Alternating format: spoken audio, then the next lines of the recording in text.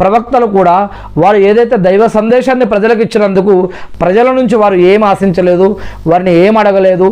దీని యొక్క వారు చేసిన ఈ యొక్క పనికి గాని ప్రతిఫలాన్ని దేవుడి వద్ద ఆశిస్తున్నాను అని ఇక్కడ తెలియజేయడం జరిగింది. అనేక కాలాల్లో అనేక మంది ప్రవక్తలు కూడా ఇదే విషయాన్ని తెలియజేశారు అని ఖురాన్లో సూరా అంబియాలో అనేక మంది ప్రవక్తల గురించి ఒకరి తర్వాత ఒకరి గురించి ఈ యొక్క సాక్ష్యం చెప్పడం జరిగింది ఖురాన్లో.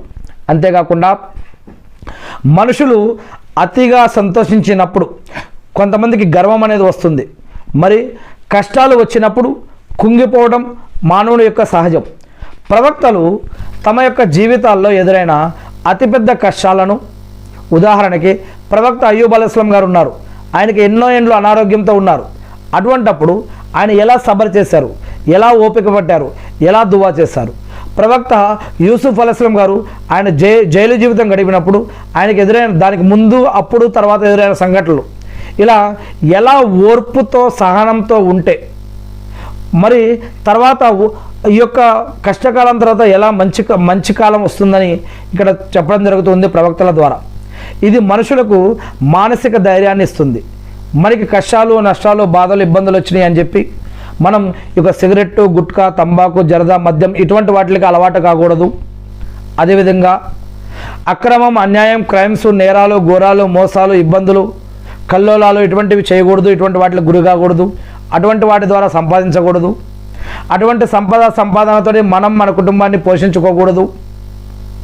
ఎన్ని కష్టాలు, నష్టాలు, బాధలు, ఇబ్బందులు వచ్చినా కూడా నీతిగా, న్యాయంగా, మంచి పద్ధతిలో, హలాల్ పద్ధతిలోనే బతకడం కోసం ప్రయత్నించాలి. అటువంటి వారి యొక్క నమాజులు, ఉపవాసాలు, సదకా ఖైరాతులు, జకాతులు, అజుమ్రాలు మాత్రమే నీతిగా, నిజాయితీగా జీవించిన వారి ఆరాధనలు మాత్రమే దేవుడి వద్ద స్వీకరించబడతాయి అనే యొక్క విషయాన్ని గుర్తుపెట్టుకోవాలి. ఇకపోతే ప్రవక్తల యొక్క వారి యొక్క జీవితంలో చూసిన ఈ యొక్క కష్టాలు, తర్వాత జరిగిన మంచి విషయాలు చూసినట్లయితే మనం ఆత్మహత్య చేసుకోకుండా ఎలాగా నిలకడగా, నిజాయితీగా నిలబడాలి.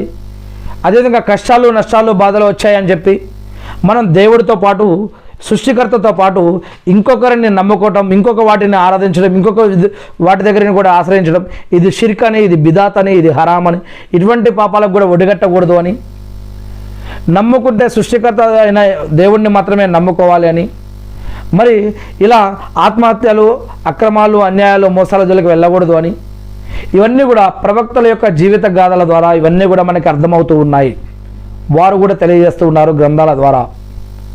మరి ఇటువంటి ధైర్యాన్ని, స్థైర్యాన్ని, ఆదర్శాన్ని ప్రవక్తల ద్వారా దేవుడు మానవాళికి తెలియజేస్తూ ఉన్నాడు. ఇకపోతే ప్రవక్తల పట్ల మనకి కూడా కొన్ని బాధ్యతలు ఉన్నాయి. ఏమిటవి? ఇస్లాం ప్రకారం